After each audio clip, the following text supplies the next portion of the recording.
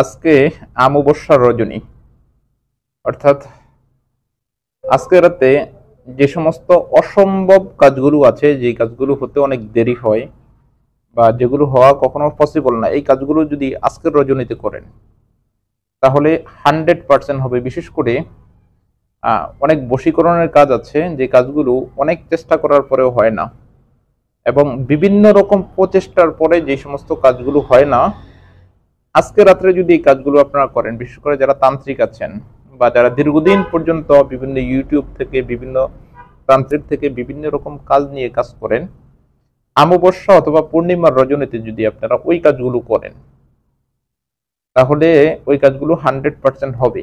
যেমন আজকে অমাবস্যার রজনীতে আজকে যারা বশীকরণের কাজ করবেন, এই কাজগুলো কিন্তু অতিরিক্ত দ্রুত হবে। বিশেষ করে যারা রাজমোহনী বশীকরণ করবেন। রাজমোহনী বশীকরণ কি?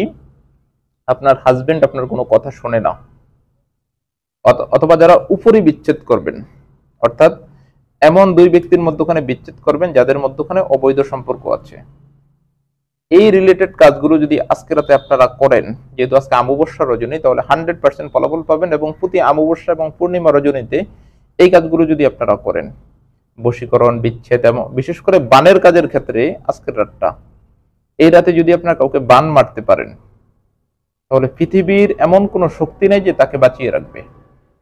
এমন কোনো শক্তি পৃথিবীর নাই তাকে বাঁচিয়ে রাখবে। এই জন্য বশীকরণ, বিচ্ছেদ, মরণ বানের অসম্ভব যে কাজগুলো আছে, যেগুলো কখনো হওয়া সম্ভব না, অর্থাৎ রাশির সাথে মিলে না যে কাজগুলো, এবং রাশি মন্ত্রের সাথে ম্যাচিং হয় না, এমন কাজগুলো, বিশেষ করে আলসুর রাশি যারা আছেন, আলসুর রাশি তান্ত্রিকতার ভাষায় বলা হয় আলসুর রাশি, আলসুর রাশির মানুষ যারা আছেন তাদের কাজগুলো যদি আজকে রাতে করেন, বিশেষ করে অমাবস্যা এবং পূর্ণিমা রজনীতে, ওই কাজগুলো 100% হবে।